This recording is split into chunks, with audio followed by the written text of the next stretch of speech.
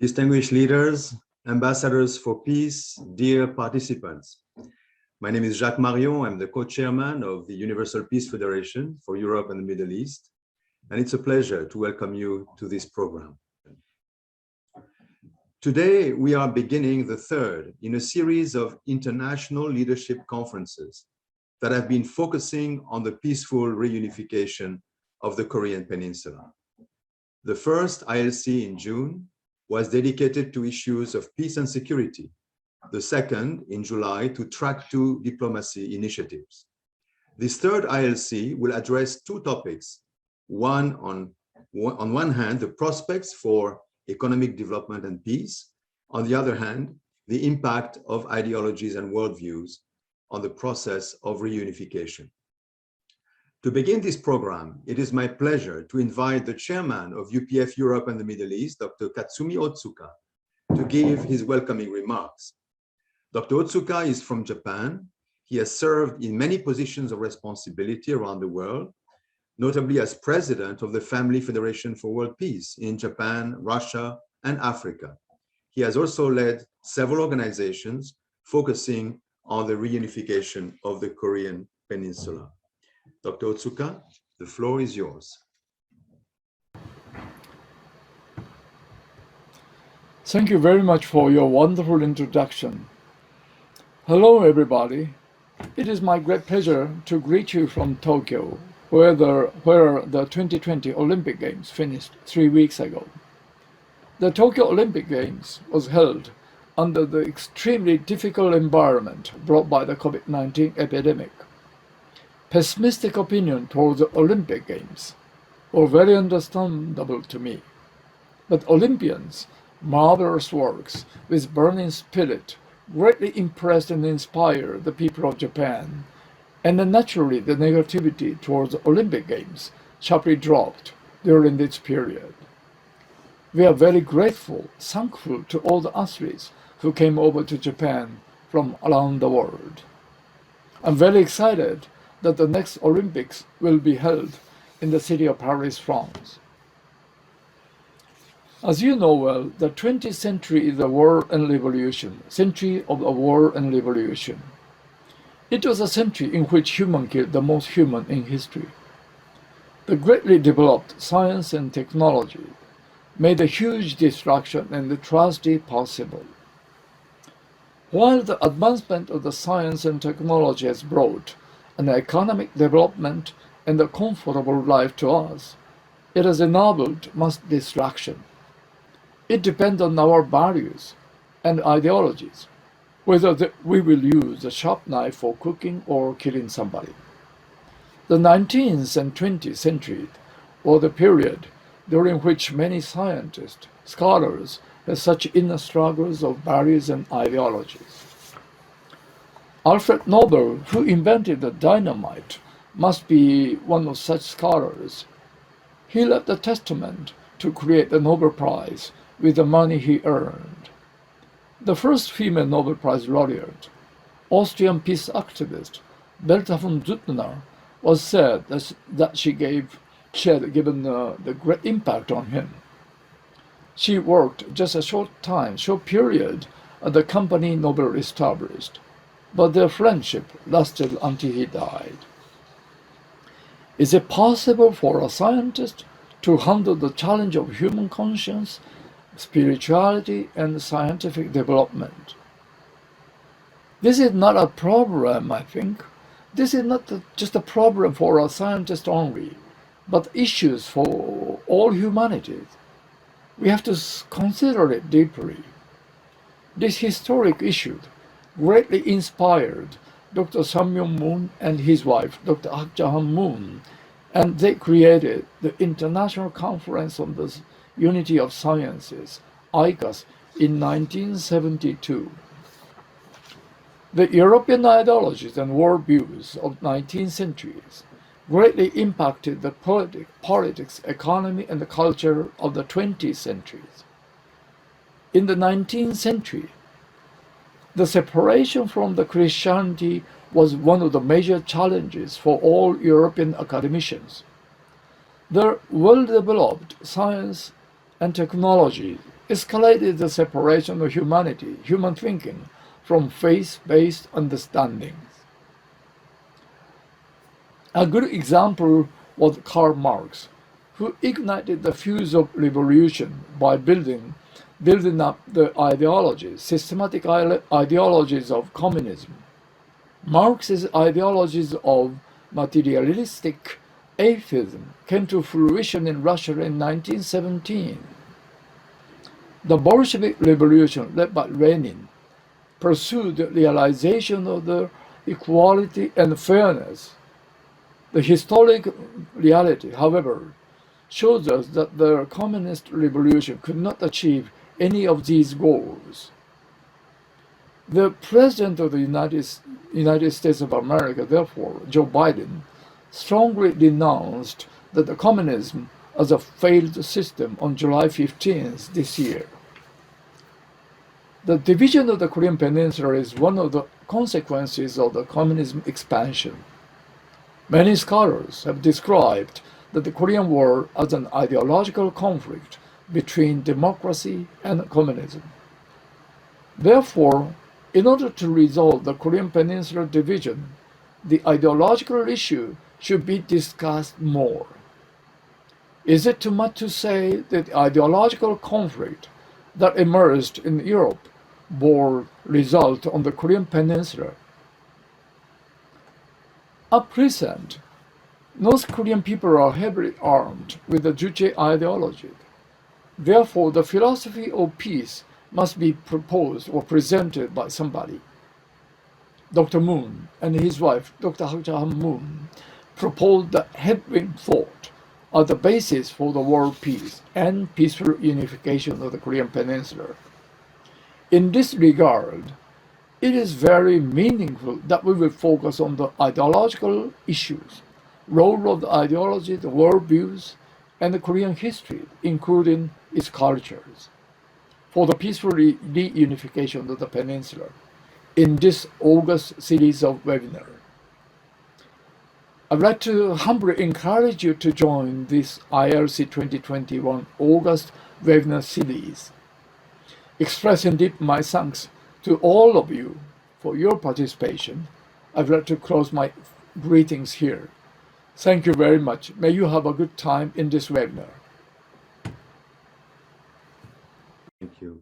Thank you very much, Dr. Otsuka, for your very informative and insightful message. Thank you very much.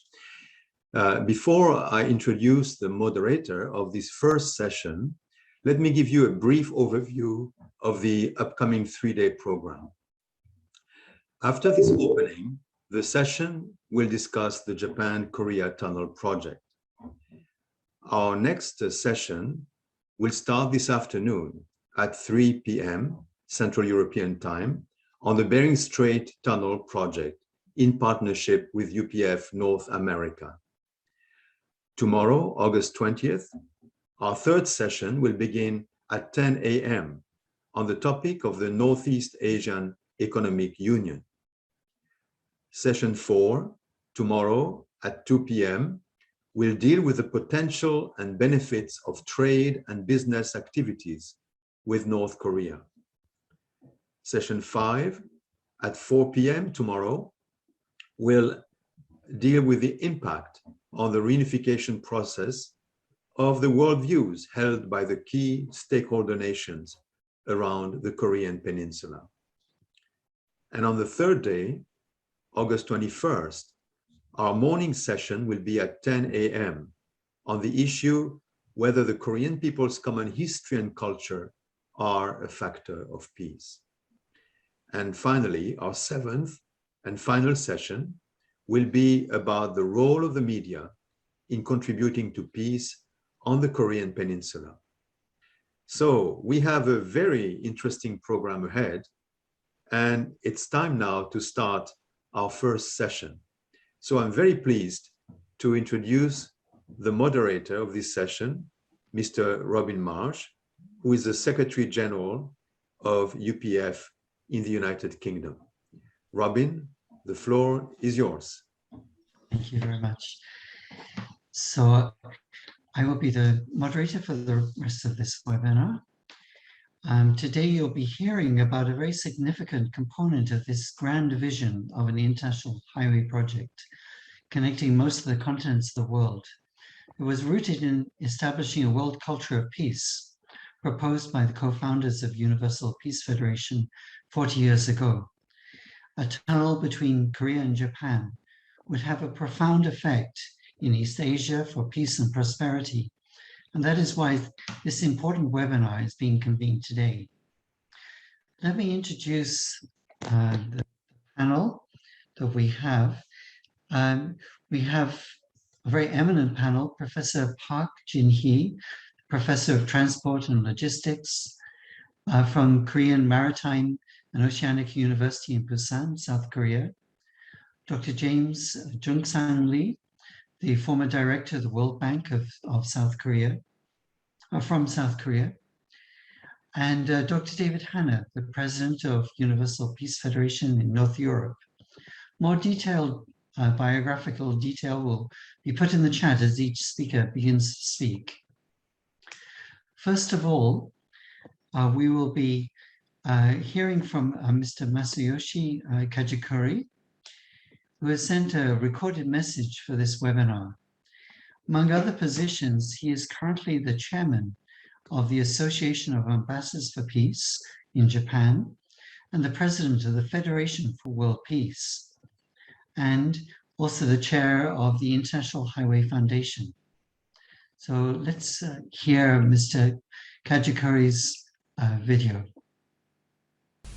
Our respected Chairman Otsuka, Jack Marion, distinguished leaders of Europe, Middle East, and Asia. Thank you for inviting me as a speaker of ILC webinar series organized by UPF Europe and the Middle East. On behalf of UPF Japan and the International Highway Foundation, I would like to express my great appreciation for the organizer of this session. I'd like to talk about the current status and challenges of the International Highway and Japan-Korea Tunnel project for peace and prosperity in Asia. But first, allow me to share the history of the Japan-Korea Tunnel project.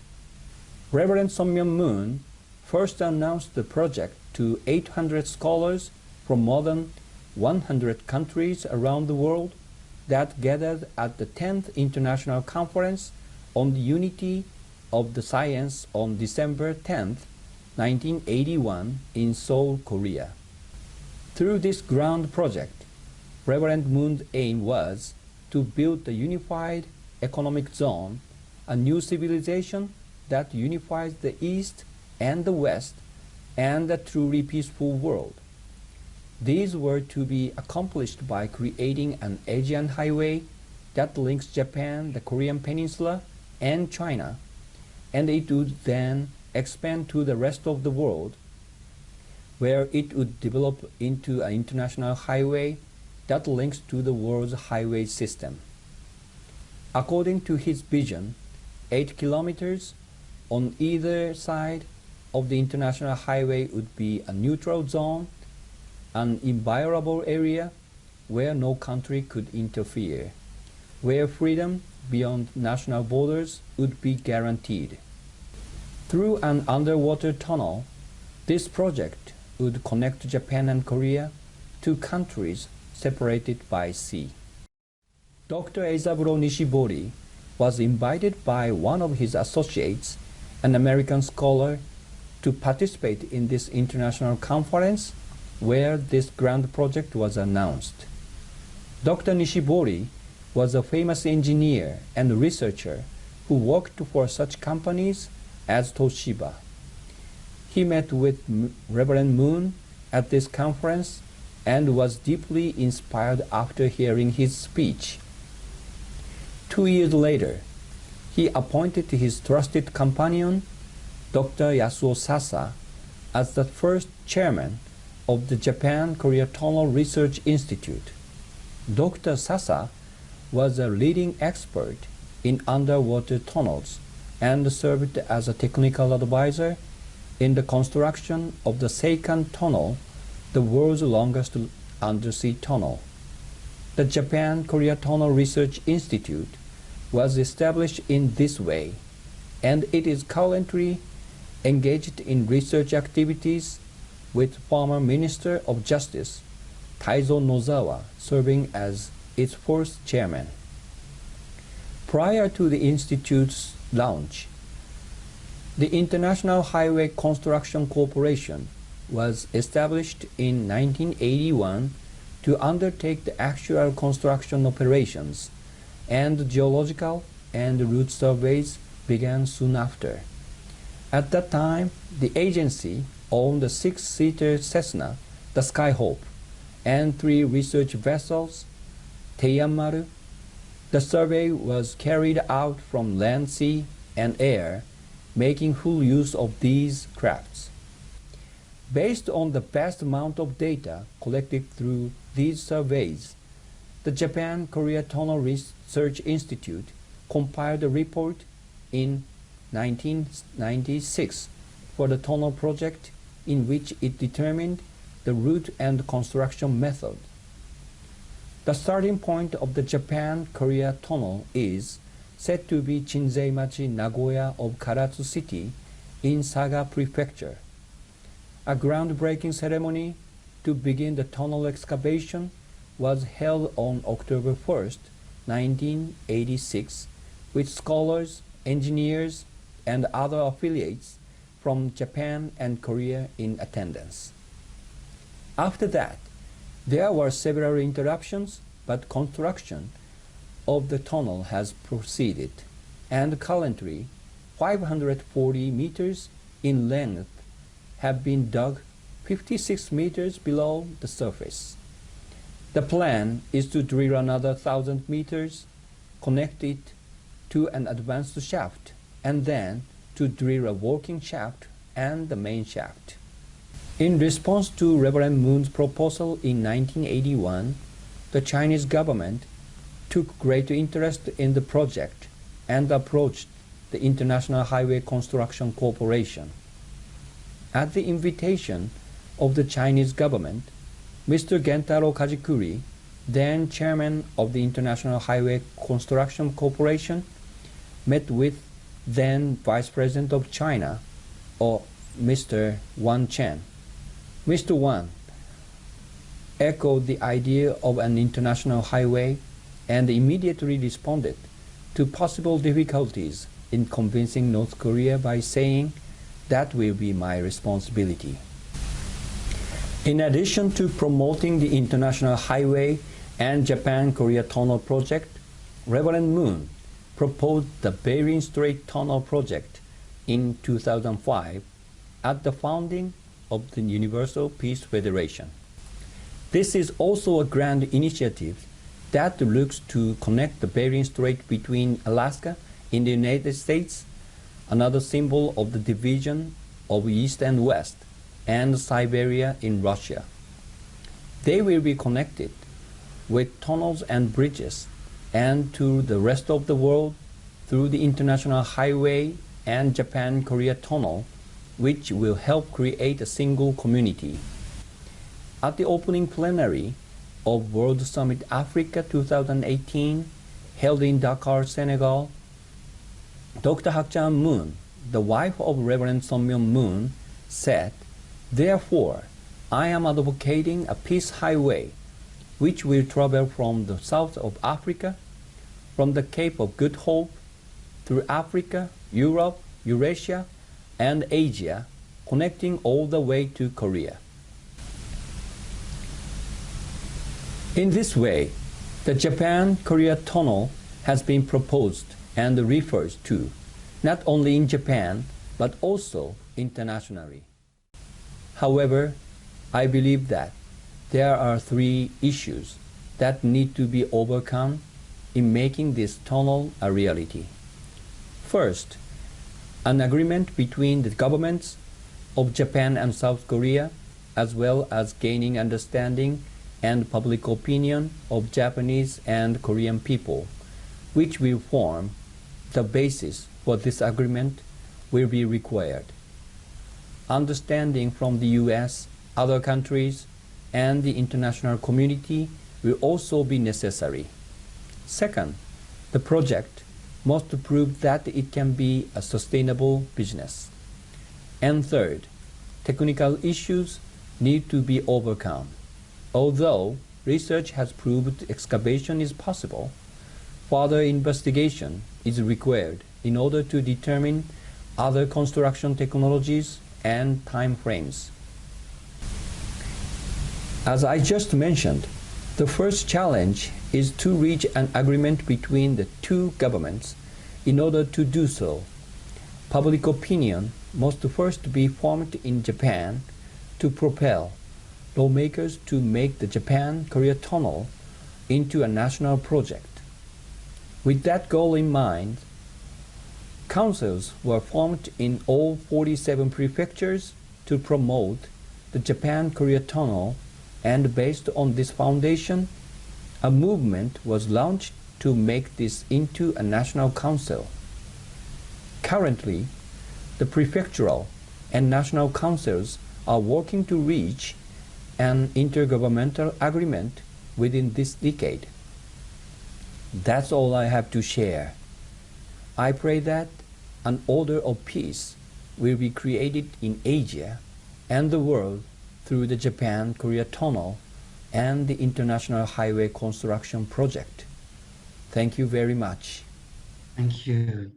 I think that message really shows the background of the international highway and the undersea tunnel between Korea and Japan, as far as the Universal Peace Federation and other affiliated organizations have been investing in it.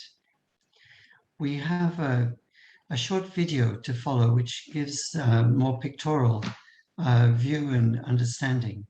If we could show that video, please.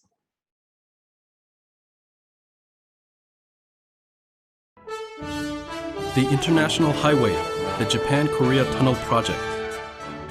It looks to connect Japan to the Asian continent by way of an underwater tunnel. Furthermore, it will connect with the other 5 continents of Europe, Africa, North and South America through underwater tunnels and highway systems. Through this, eternal world peace is the ultimate goal.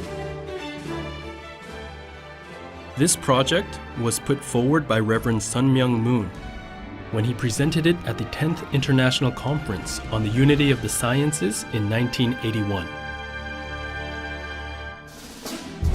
In 1982, survey for the Japan-Korea Tunnel project commenced. To begin boring, all possible surveys from land, water, and air proceeded. From 1986, excavation for an inclined shaft for underground survey began in Karatsu City in Saga Prefecture.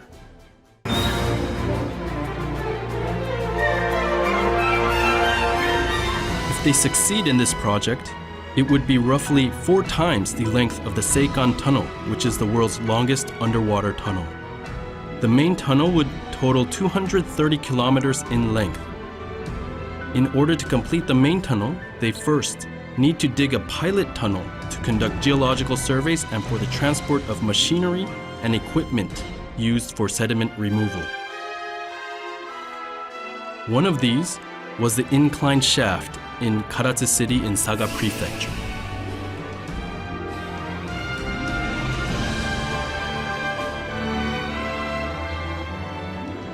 So, the Japan-Korea Tunnel has many obstacles it must overcome.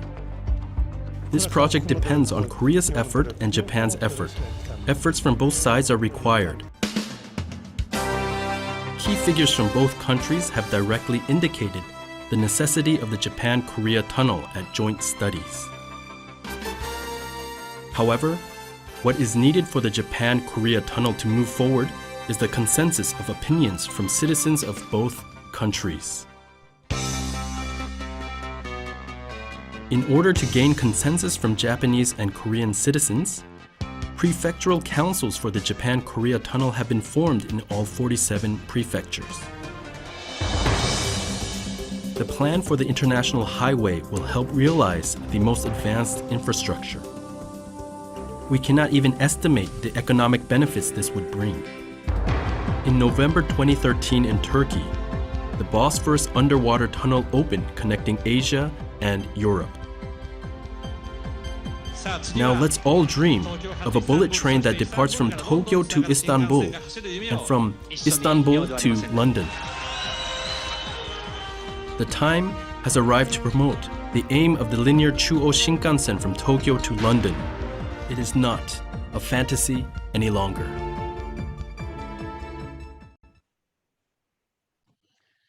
So this video shows a glimpse into the efforts that have been made over 40 years in this project to establish a mutual prosperity for Japan and Korea, but also to promote a culture of peace in East Asia, peace and also prosperity.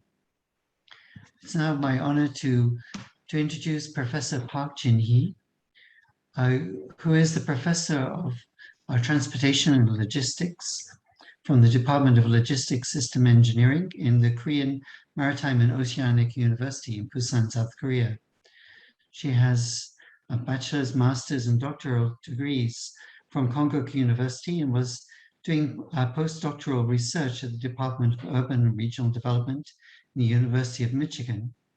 She has authored numerous research articles, including an impact analysis of the Korean-Japan Undersea Tunnel project in 2008. Professor Park has really invested in this project and over a considerable period of time. Professor Park will be speaking in Korean, so remember to log in to the translation globe at the bottom of your screen. Professor Park, the screen is yours. Hello, I am Professor Jin-hee Park. I am very happy to be participating in such a meaningful conference. First of all, I would like to thank everyone who hosted this conference. And I expect transportation infrastructure that connect the continents can enhance communication between countries. So I think today's conference is framed than all. Now let's start the presentation.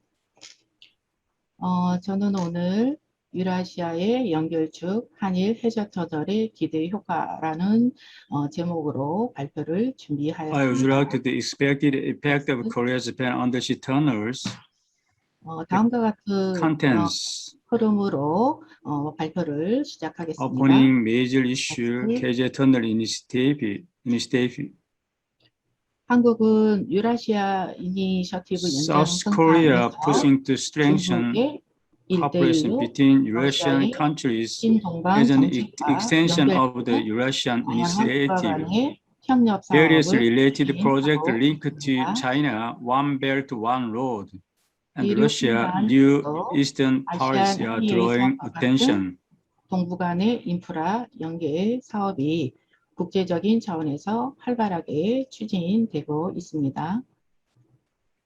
Korea-Japan undersea tunnel, which started in 1930, gained huge attention in the 2000s. The South Korean government and the city of Busan have reviewed the facilities. 한일 해저 터널도 이런 차원에서 지금 현재 추진되고 있는 한국과 일본의 국가적인 사업이다라고 할 수가 있습니다. Korea and Japan tunnel also in the national project. 해저 터널에 대한 관심이 있어 왔고 2000년대 들어서 더 큰 관심을 받게 됐고 한국 정부는 부산시는 여러 차례 타당성을 Korea government and Busan city 현재는 이러한 정치적인 타당성 이외에 정치적인 역사적인 이경이 더 중요한. Additionally, not only the economically, but also, the politically is more important.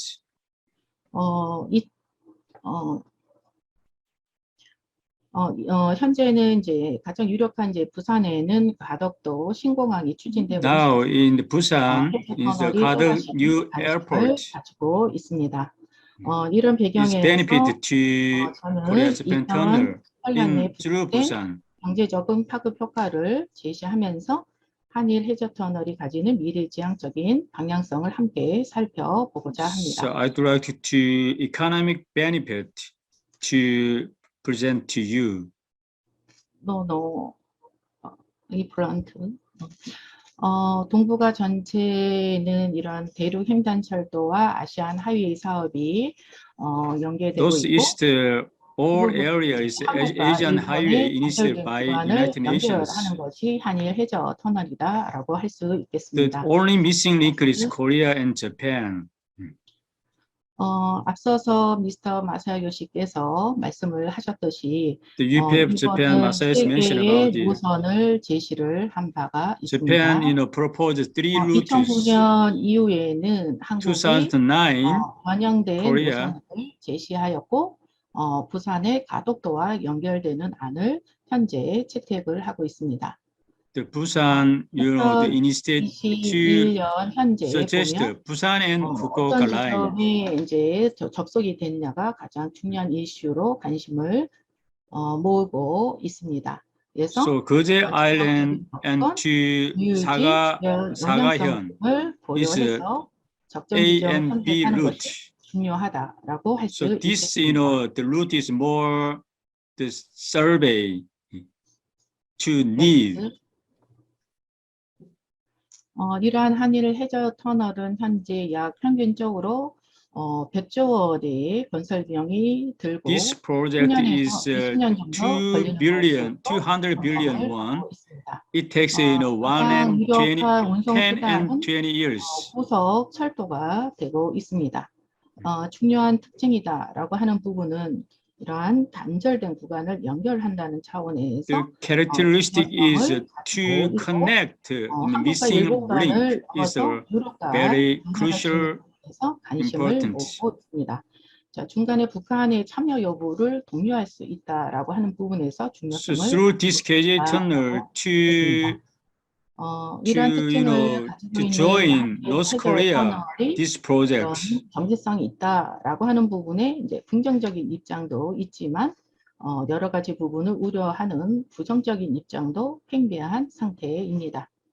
But it is also economic benefit. But the nationalism, Korea and Japan, to the strong nationalism, the conflict still remain problem. 벤치마킹을 통해서 이제 한일 해저 터널이 가지는 시사점을 잠깐 Now we are the benchmarking in the Eurotunnel tunnel. 유로 채널이다라고 할 수가 있는데 영국과 프랑스를 연결하는 50km 정도의 연장을 가진 As you know, the France and England. 3개의 터널이 있고 2개의 터널이 일방 통행으로 3 tunnels and 2 tunnels, one-way service tunnels. 셔틀과 유로스타가 운영이 되고 있고 The name is Eurostar is running. 그래프에서 보듯이 셔틀의 수요가 계속 증가하고 있는 특징을 보이고 있습니다. As you know, this is a graph. The passengers is, how to say, the more and more to the up to stage. 이제 터키도 지금 저희가 벤치마킹 할 수 있는. The second benchmarking is Turkey Undersea Tunnel, 마르마라이 Bosphorus Tunnel. 터널은 실제 이제 철도 터널이다라고 할 수 The 있고. Marmaray Tunnel is, the railway tunnel to Asia and Europe. 있겠습니다. 이 부분은 이제 이스탄불의 교통난을 해소하는 것을 넘어서서 아시아과 유럽을 연결하는 차원에서 This tunnel not only to solve Istanbul traffic jam, but also to connect in Eurasia and Asia. 운영이 되고 있습니다. 또 여러분들이 알고 있다시피 유라시아 터널은 이제 최근에 운영되고 있는 터널이면서 철도가 아닌 이제 도로 터널이다라고 할 수가 있고 한국의 SK건설에서 참여해서 운영을 하고 The 있는. other tunnel is Eurasia Tunnel. We call this the running by Korea SK Construction Company. 도로 터널이다라고 할 수가 있겠습니다. It's only for 유라시아 터널처럼 도로 터널의 예가 많이 있습니다. 넥스트. 유로터널 통해서 우리가 가질 수 있는 시사점을 몇 가지 말씀드리도록 Eurotunnel 하겠습니다. implications. 유로터널은 해저터널과 건설 배경이 유사해서 좋은 벤처마킹 대상이다라고 할 수 있습니다. Eurotunnel is similar to construction background of KJ Tunnel, so it is good benchmarking target. 이루어지는데 이에 따라서 수동 효율이 저하되는 부분들이 있습니다. 그래서 Transport between countries is mainly carried out by air and sea, so transportation efficiently is reduced due to increase in transport time and cost. 유로터널은 유럽 통합을 위한 교통망 연결하는 공감대를 바탕으로 해서 국가 간의 신뢰를 구축하는 계기가 되었습니다. European integration are connected. It is the opportunity to build trust between the two countries. 공감대를 형성할 필요성이 있다라고 하는 부분을 시사해 주고 있습니다. So through this Eurotunnel implication to stimulate in Korea and Japan tunnel to make an East Asia community, economic community. 일본과 같은 입지적인 특성을 보인다. Similar to England, similar to Japan, and France, similar to Korea. 일본도 같은 입지적 위성을 가질 수 있고, 프랑스가 영국에 비해서 이런 공간적인 파급이나 경제적 효과가 극대화되었듯이 한국의 경우도 같은 효과가 기대된다. Eventually, the economic, the power, the area is more, the French is more powerful than in England. 한일 해저 터널이 건설할 때 경로가 변경되고 이에 따른 효과를 간단하게 살펴보도록 The revision of analysis 현재의 based on the route change of KJ tunnels. 자, 일본과 Left side is a logistic route before and after undersea tunnel construction. Access point Busan. 오른쪽에는 해저 터널을 건설을 가정했을 때 변경되는 Right side to build in Korea and Japan tunnel. 전환되는 것을 볼 수가 있겠습니다. 이러한 변경된 네트워크를 그대로 옮기면 다음의 컷과 같습니다. This kind of a network to change geographic, distance. 지금 현재의 그 물류 경로와 해저 터널을 current 정도의 network before and after undersea tunnel construction. 일본의 주요 도시들이 해상을 통해서 한국, 중국, left side Japan 유럽까지 mainly use the sea line 가지고 있는데 to connect another country. 한일 해저 터널이 건설된 시 오른쪽과 같이 If Korea Japan tunnel constructed, 자, 부산 서울을 거쳐서 북한을 거쳐서 중국, Japan to connect 유럽으로 연결되는 단순한 네트워크로 전환되는 to connect by train more easily to connect the Europe countries. 이러한 경로 변경을 다양한 revision of analysis 자, 거리와 based on the route change of KJ tunnels. 측면에서 효용을 The cost effectiveness distance, time effect ratio, cost effectiveness. 해저선을 건설됐을 때 이제 효과를 나타냈는데 가장 큰 효과는 이제 시간적인 효과였고요. 그다음에 The most benefit is time. 효과가 나타나는 The second is distance effective. 이렇게 효과가 증가되는 것을 통해서 봤을 때 한일 간 해저 터널 연결되면 일본이 상당 부분 해저 터널을 통해서 화물을 수송할 This kind of graphic, Japan is more easily and more the benefit than in Korea. 이런 네트워크 분석을 수행한 기본적인 그 시트 중에 하나입니다. 그래서 해저 터널이 없는 경우와 해저 터널이 있는 경우에 거리와 underwater tunnel current path. 적용해서 분석을 The 했습니다. right-hand undersea tunnel construction change path assumption. 다음은 IO 분석을 통해서 이제 IO means input and output analysis. 기존의 34개의 세부 품목을 23개의 품목으로 유형화를 한 뒤에 The item is minimized in the 23rd items. 55조의 생산 유발 효과가 있고 17조의 부가가치 유발 효과가 있고 238 This is a huge benefit, economic benefit 분석되었습니다. through this 이 input 분석은 output 보수적인 analysis. 접근의 결과치도 일부 연구가는 더 많은 효과가 있는 것으로 결과를 제출하기도 했습니다. Next.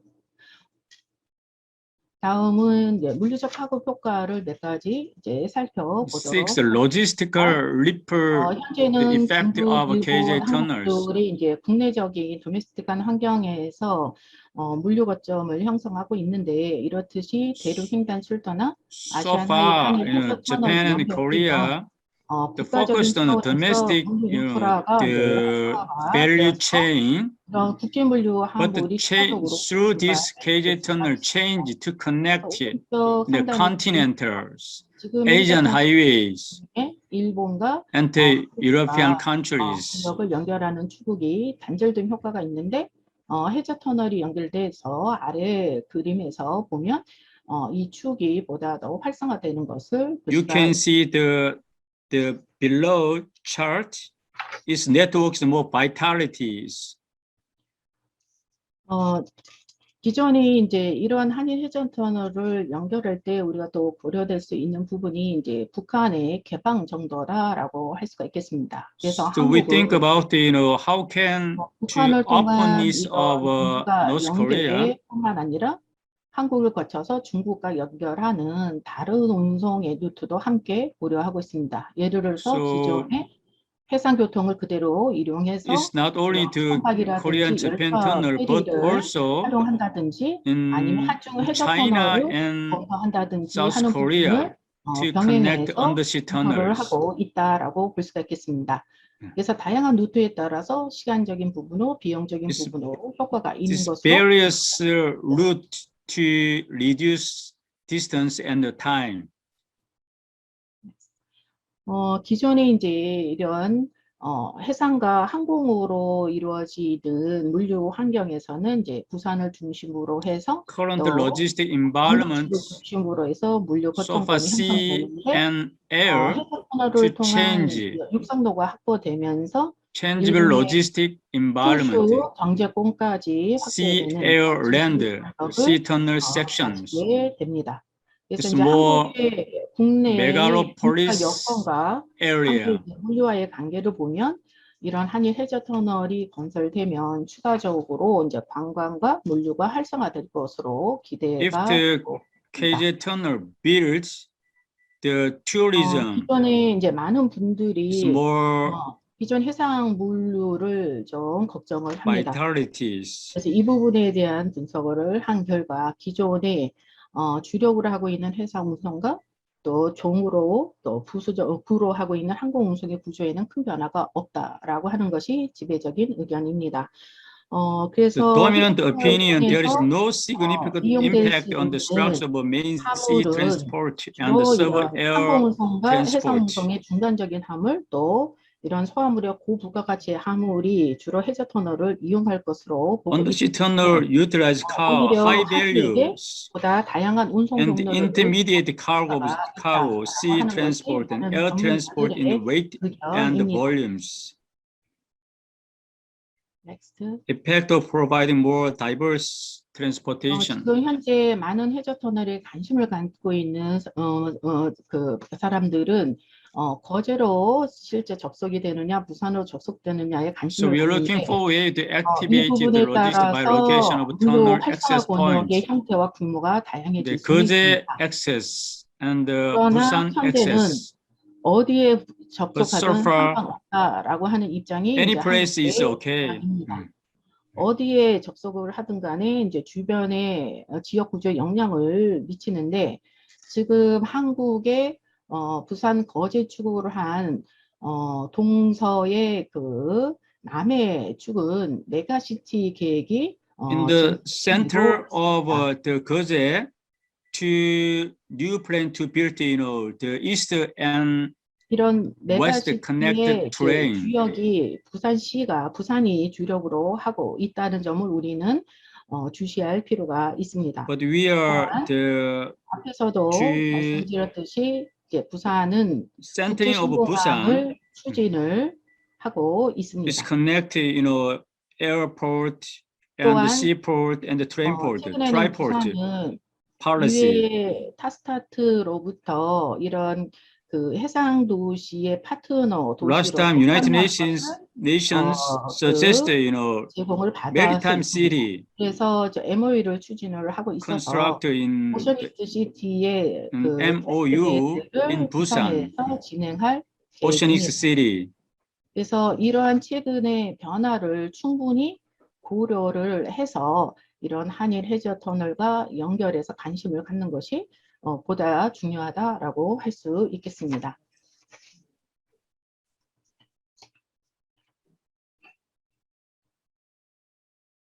넥스트. 결론을 말씀드리도록 한일 해저터널을 건설을 하게 되면 이런 공간 구조라든지 지역 개발이라든지 So this Korean-Japan tunnel change. 관광적인 부분에서 긍정적인 영향을 미친다라고 하는 것으로 되었습니다. 특히 이제 한국은 the completion effect of land bridge 집중 개발이 되고 있는데 한일 해저를 통을 통해서 through Korea, the centralizing of the Seoul area. 있습니다. 그러나 한일 해저 through this KJ tunnel is a change 국간된 문제가 아니라 triangle 통합 차원에서 중요한 사업이다라고 national 있겠습니다. 그래서 동부가 전체적으로 이런 단절된 구간을 연결을 하는 through this KJ tunnel, not only the Korea and Japan, but also 하고 동북아 국가 간의 교류가 to connect, northeast the country, include China and Russia. 할 필요가 있겠습니다. We are more 우리가 몇십 년 동안 한일 해저 터널을 this, 가지고 있는데 더 이상은 과거의 방식으로 이러한 해저 터널을 바라보는 것은 So we are 있습니다. 그래서 이제는 not only to the back, 미래의 가치를 담는 보다 진화된 역할을 하는 관점에서 해저 터널의 미래 방향성에 대한 아젠다를 not only to 필요가 있다라고 할 수가 있습니다. past, the nationalism conflict should overcome, future dreams. 미래 비전을 가진 이런 진화된 역할을 우리가 함께 고민을 해야 할 것 같습니다. 한국은 걱정을 합니다. 그래서 한국이 단순 경유지가 될 우려가 있다. Many of Koreans are concerning the Korean is only just passing area. 이런 단순 경유지가 아니라 사람과 화물이 simple passing 부가가치를 가질 수 있는 다양한 운영적 전략이 필요한 시기다라고 할 수가 있겠습니다. 이 부분에 가장 유력한 도시가 부산이다라고 할 수가 있겠습니다. 그래서 부산은 바다와 항공과 육상을 서로 이런 연계할 수 있는 복합센터, 트라이포트를 하고 complex center to air, sea, and terrain. 활용하고 앞에서 말씀드렸듯이 해상 도시라든지 해저 도시라든지 또한 유력한 운송수단이라 할 수 있는 고속철도의 속도라든지 뭐 이런 것들을 잘 활용한 보다 고도화된 전략을 구사할 필요가 있다. high technology train, kind of the hyperloop. 이러한 점들을 우리가 고려해서 더 많은 논의를 해야 되는 시점이 So we need more to discuss. 할 수 있겠습니다. 네, 이상으로 마치겠습니다. 경청해 주셔서 Thank you so much listening to. Thank you. Thank you very much. That was a wonderful presentation. And thank you, Professor Park, for your research and long-term investment in this project. We can see from Professor Park's presentation how significant the Japan-Korea Tunnel would be in connecting the region together.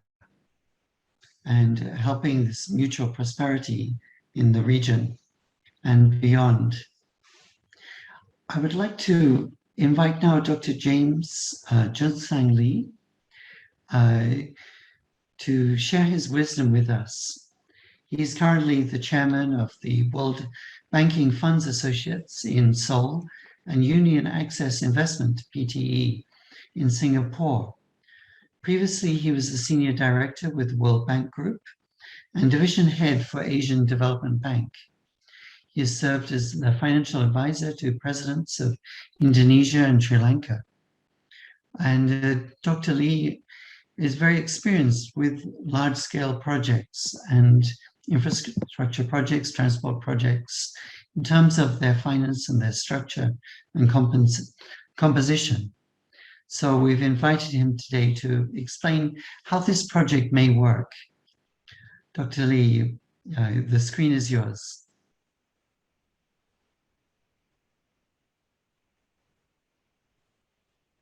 Oh, we have an audio problem.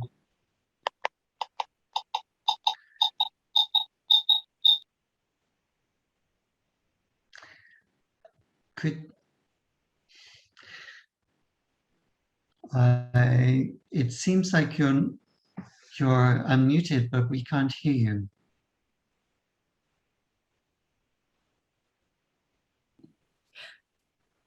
Perhaps the other device could be turned on. The other device is muted and could be turned on.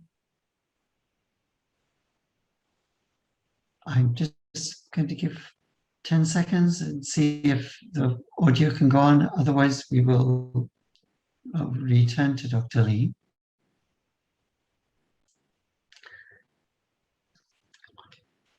So, Dr. Lee, we'll move to the next speaker and we will return to you. Thank you.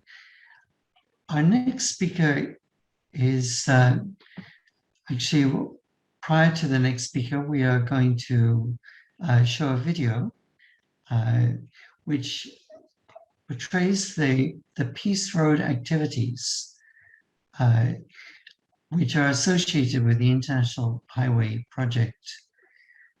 Could we show that video, please?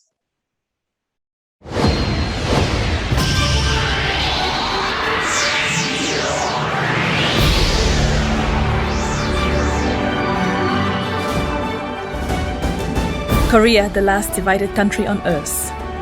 The DMZ is where the North and the South are divided, facing each other with a cold look. There, the dream towards the race for peace and unification took place.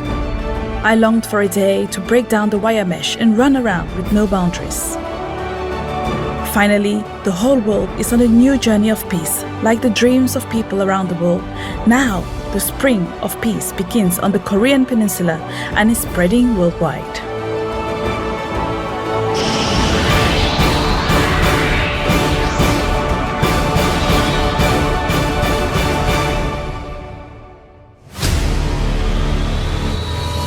Even at this time, all over the world, conflicts and disputes between countries, races, religions, poverty, starvation, and disaster are going on.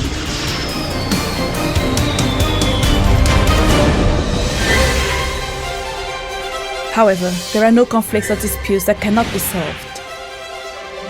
The road to harmony and common prosperity by bridging the disconnected roads and breaking down barriers is now opening. Peace Road has started the race towards the global dream through endless meetings, overcoming conflicts and creating peace through communication and connection. The Peace Road World Campaign is led by national and opinion leaders in each country. It established itself as a pillar of peace globally, with departure ceremonies held in crucial areas such as national parliaments and public buildings in various countries. When the Peace Road is set, leaders and citizens' heart and mind are all united. They step on the pedals and spread the message of peace. People from 130 countries, different languages, races, cultures, and religions, through the Peace Road, became one.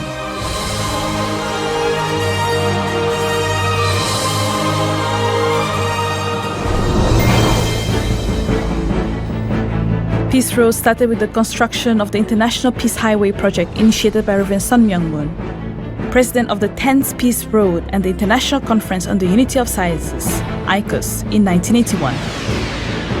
The vision of the International Peace Highway project is to build a peaceful global community by linking each country with roads and uniting humankind as one family under God. The Peace Road movement inherited the noble will to create peace and hope. 9 years since the start in 2013, now the world is running and breathing together. Year after year, the Peace March that attracts thousands of citizens worldwide is growing day by day, warming people's hearts around the world. And it has been refined into a global festival of peace, spreading the new seeds of hope. During the Korean War 71 years ago, young people from 16 countries fought for the freedom of peace. In honor of their spirit, the 2021 Peace Road traversing the Korean peninsula began. The traversing group went through major metropolitan cities to Imjingang. I'm running and dreaming that the road I am on will lead me to Pyongyang. Let's go towards unification with hope. No heat, no high hill are difficult for us. Loaded with the sweat from world leaders and citizens, the Peace Road 2021 campaigns for unification of the Korean peninsula. The only meaning it holds is creating world peace and reunification of the Korean peninsula. The harder we pedal, the closer we get to our goal. Peace Road will never stop until the day the grand dream of a heavenly unified Korea becomes a reality. A grand dream for all humankind, the dream of becoming one peaceful family of humanity. Until that day comes true, more people worldwide will become the champions of Peace Road and join the campaign of hope. Peace Road will not stop until we witness a heavenly unified Korea and a heavenly unified world.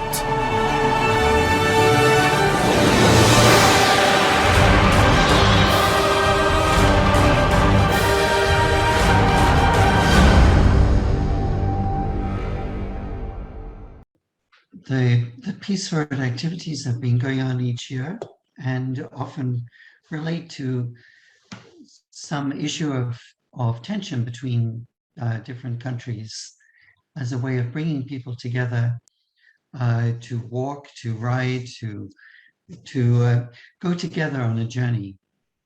To show more of this and to explain it today, Dr. David Hanna is going to join us, and he is the Universal Peace Federation North Region President. He's currently also the Regional Director of Northern Europe, Family Federation for World Peace and Unification. He has a background in architecture and has been involved in church ministry for many years, holding a doctorate in theology from the University of Wales. He currently lives in London, United Kingdom. David, the screen is yours. Thank you very much, Robin. Then I want to say thank you all, especially Professor Park, for your very expert contribution. And greetings from London and the UK. The International Highway and the Japan-Korea Tunnel project, they were well introduced by Mr. Kajiguri in his recorded explanation. And we've just seen another very helpful video presentation as well. They say more than I can say, really. I have no experience in the area of construction or funding of such projects. However, I do want to draw our attention towards what I would call the spiritual, the human or humanitarian implications of such projects. Significantly, of course, this was proposed by a religious leader and is being pursued by people who share the same vision and desire for a world without unnecessary or artificial barriers, a world that has a strong unity based on our common humanity, and at the same time celebrates diversity and the unique aspects of each culture and nationality. The starting point is focused on benefits that are more than mere economic ones, although those would be vast, as we've acknowledged. but with the acknowledgement that the spiritual benefits are sometimes better arrived at indirectly, like the visionary commitment to put a man on the moon, for example. So there are direct and indirect benefits, but indirect, I would say, does not mean less important. We have to make progress in living together, in living by the three principles, indeed, that UPF espouses and uses as themes in its conferences. That is interdependence, mutual prosperity, and universally shared values. If peaceful coexistence is one of the goals, getting there requires a higher degree of productive cooperation between neighboring nations than has been seen before. So the more indirect goal, the spiritually worthy goal, is being realized even in the journey of getting there. Because of the mega project nature of these proposals, there has to be grassroots and widespread support from the people and leaders of the nations involved. And this was mentioned in Mr. Kajiguri's talk. As an example, I mean, this is not an infrastructure project, but in the Indian state of Kerala, there's a high degree of interreligious harmony where people celebrate together the holy days of other religions. How does that come about? Largely, it's through trade. You trade with a person of a different culture or religious background, and it's pragmatic to want them as your friend and to continue that friendship. So the benefit is really mutual. And we have to recognize that the barriers to such a project, as we have discussed today and are discussing, are not only economic or even technical. How to build the consensus, the will among people, this is key. Then in the process, historical fears, suspicions, and memories of past hurts, even atrocities, have to be healed. New levels of trust and cooperation have to be found. So nationalism, protectionism, and other such thinking and practice will have to be challenged. As a 20-year-old, I found myself in Japan. It is some time ago, and I had to take the night ferry from Shimonoseki in Japan to Busan in South Korea to renew my visa. At that age, it was not so easy for me to distinguish Japanese people from Koreans, especially on a crowded boat. The inner deck was a large open area of tatami mats. As the day ended, it was quite an educational experience for me. To witness that some people laid out their blankets in very neat rows and amazingly went to sleep. The Japanese, of course. And all the Koreans got together in circles and played cards, sang, drank, and were determined, shall we say, to use the night productively. I then had no problem in distinguishing between the two nationalities. So the differences are real. One is not better than the other, but differences can be used to isolate and divide, to mark the other as inferior and myself as superior. Culture, race, ethnicity, religion, nationality, these and other factors have sadly been used and continue to be used to divide people and enforce separation. But historically, trade routes, transport routes, these physical, practical projects have brought people together with a strength of mutual dependence and a lessening of suspicion through genuine cooperation. Prospects for the international highway may well improve with developments in transport and renewable energy. Of the three main bridge tunnel sections in the grandest scheme, that is the Bering Strait, the Japan-Russia, and the Japan-Korea bridge tunnels, the one most ready to go would be Japan-Korea. It would have the added kudos, I would say, of taking the lead. And if this were to become a reality, it would represent a huge triumph of reconciliation, given the past history between these two countries. And it would be a wonderful example for others to follow. Let me just quote from the original proposal from Dr. Moon, if I can share my screen here. He said that if this is 1981, right, 40 years ago to this year, if this highway were constructed, the three Asian countries, China, Korea, Japan, would be linked through the highway and become one.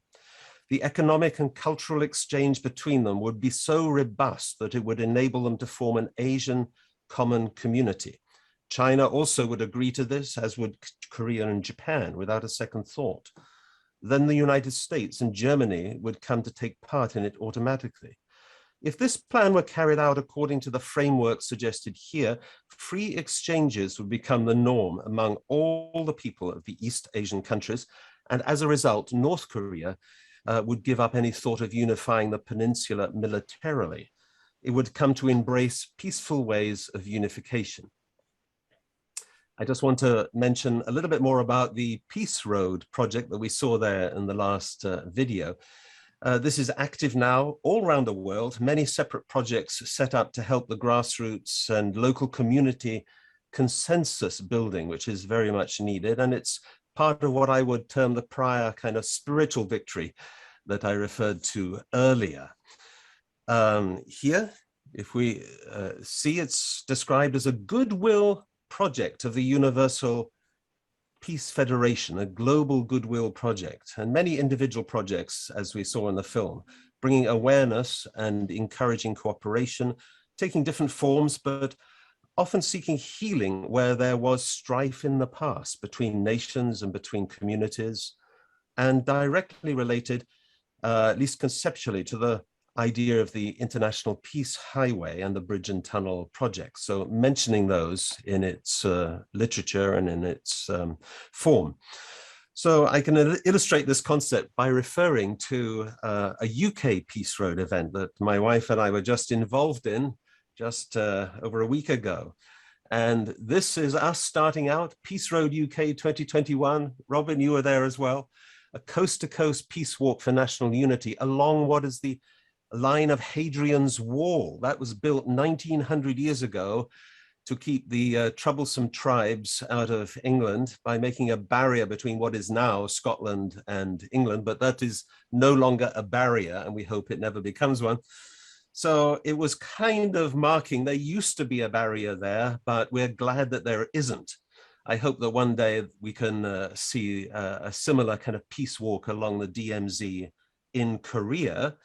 And this is us walking along. You see Hadrian's Wall on the right.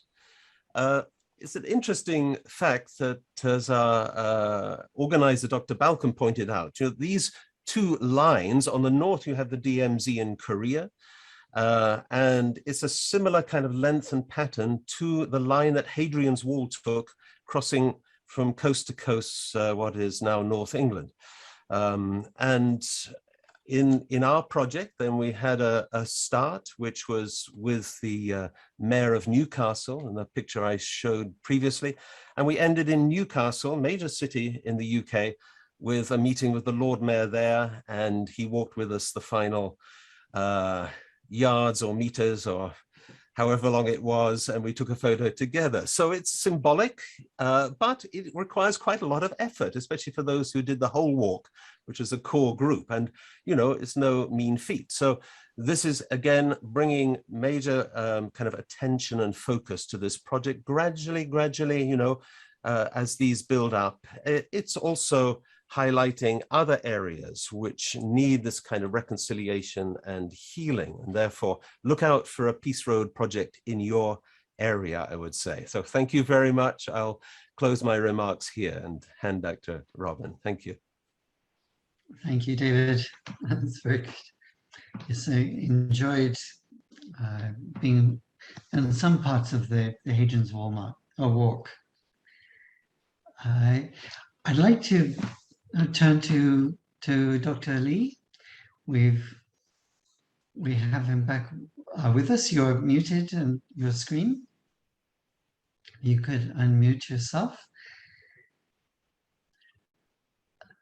Dr. Lee, you need to unmute yourself.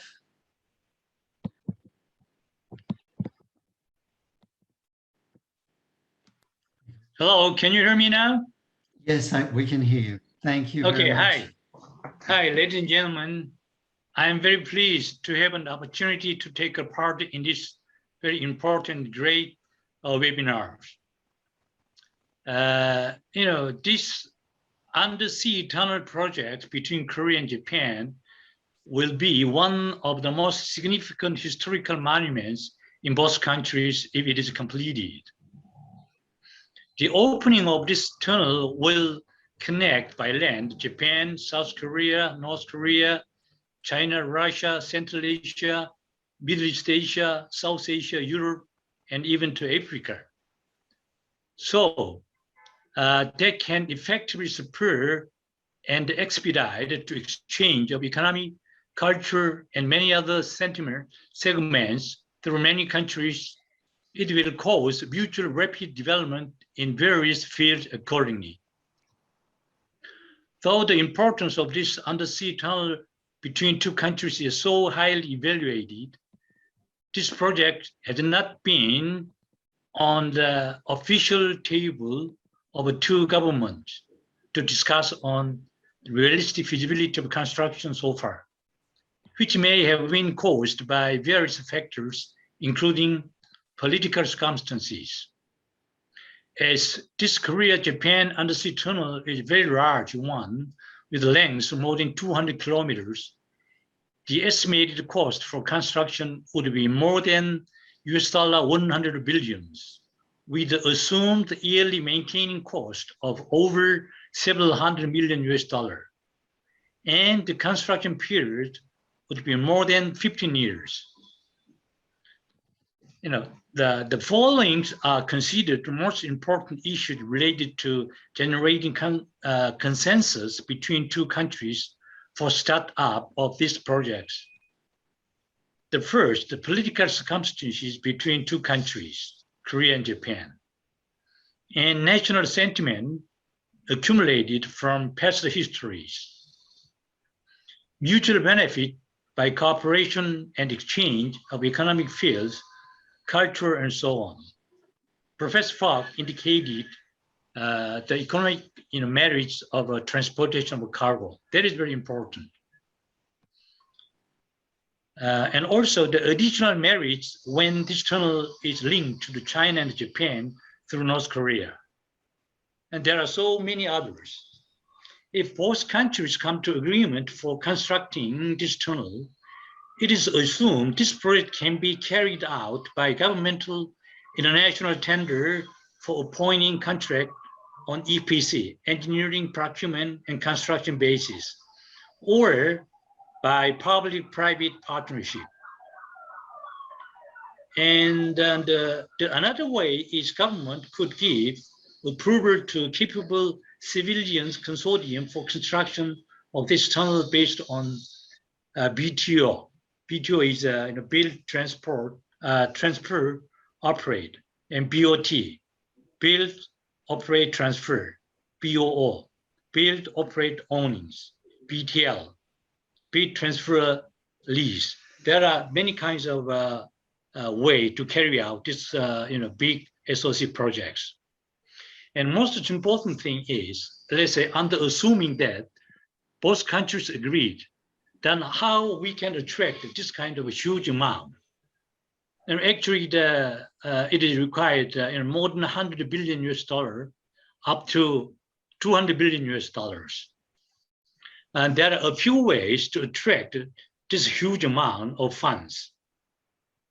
Once, let's say that if civilian has the authority and get approval from both countries to construct these tunnels, then civilians can form consortiums composed of construction company, engineering, and many other the companies.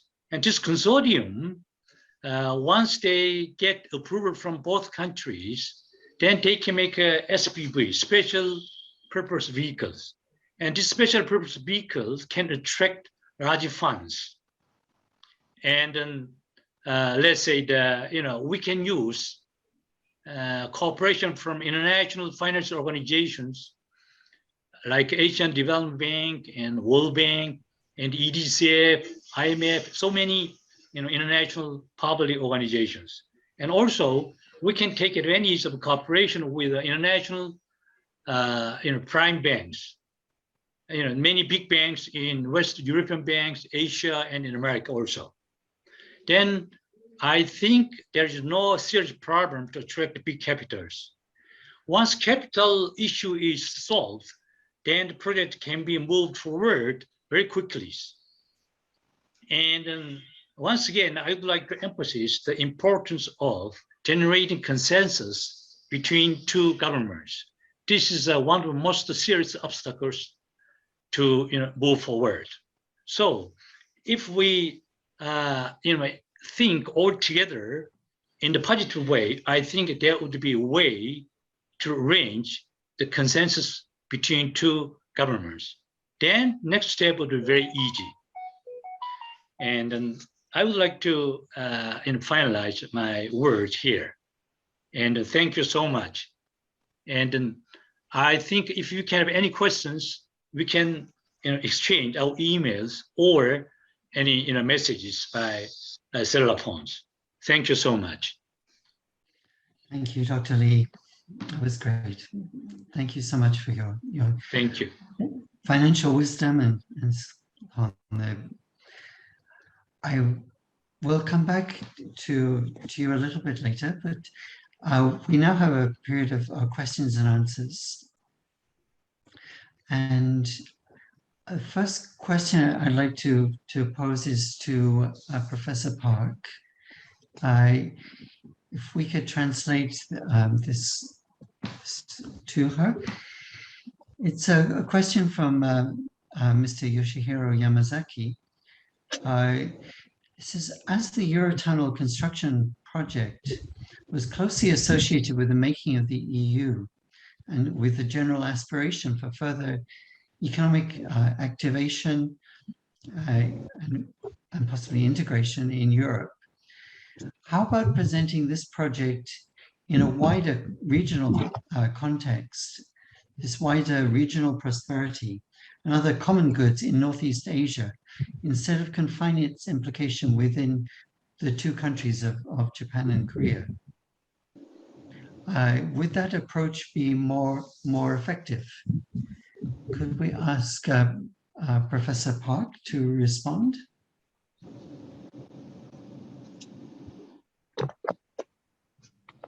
질문에 감사를 드립니다. The Korea and Japan tunnel is not only two countries' problems. Like an Eurotunnel is the France and between France and England is to connect all European countries. Like that, Korea and Japan tunnel should connect in all Asia countries, including China and Russia. So it's same approach to need, and the help each others to, especially, the UPF, international NGO, the United Nations, the NGO, the organization should initiate this kind of project beyond our, the borders, the country nationalism. Yeah. Thank you. So NGOs have a very important role in this. Very topical issues comes up next from Mr. Wilhelm Kotzier. Will the International Highway Project contribute in the end to reduce CO2 emissions? Could I ask also to Professor Park?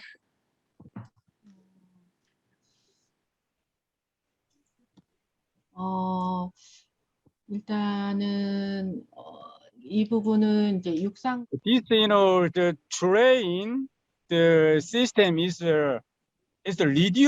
hugely reduce, CO2, which is currently big problems in climate change. All, countries, including in America, should help in this project. The eventually focus on the reduce CO2 problems. Thank you very much. Could I ask Dr. Lee? Yes. Will the authorities of these two states agree to the implementation of this project in reality in future, do you think? What are the challenges? One famous politician, Mr. Kim Jong-un in Korea, talked about this project again very recently. And there were a lot of pros and cons about the construction of this undersea tunnel projects. But in my private opinions, until now, people are very suspicious or questionable whether this project can generate profits or benefits. But in my private opinions, once completed, there can be unexpected, unimaginable profit and benefit can be generated. So first of all, how we can convince both country people and government. And as you know, through the many affairs in history in the past, both countries, psychologically, their bad emotions were accumulated. So it's not so easy, to make them, make friends each other. So, and then even the politicians are always thinking about their population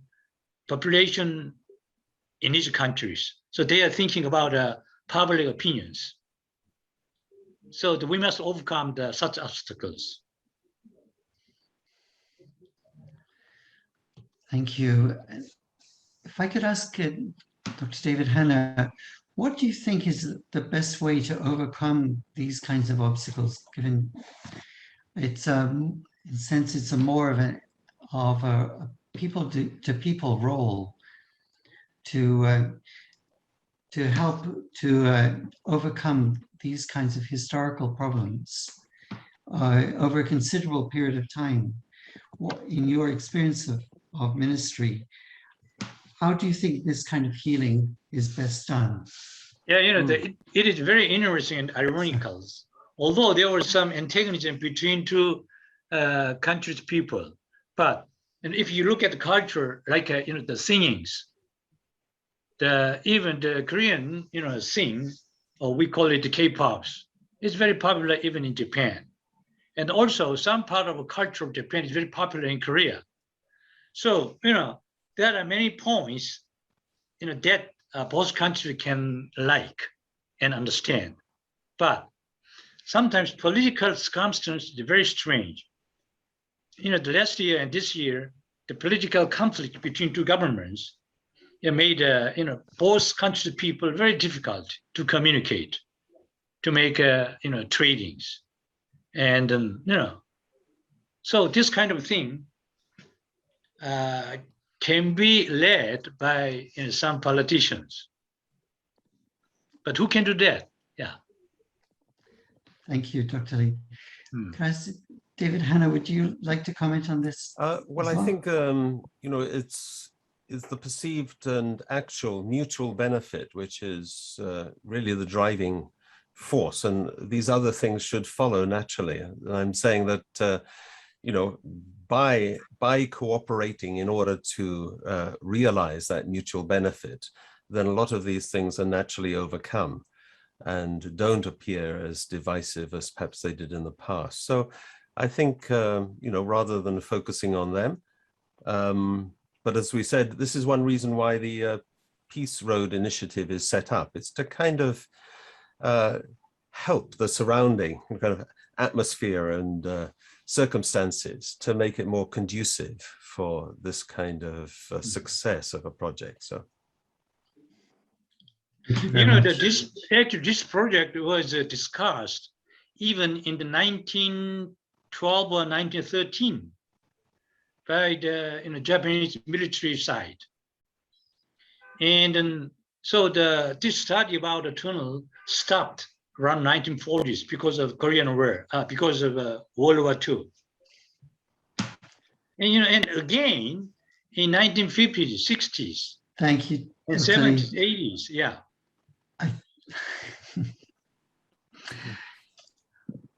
Actually, today has been wonderful, and I really appreciate all the presentations, and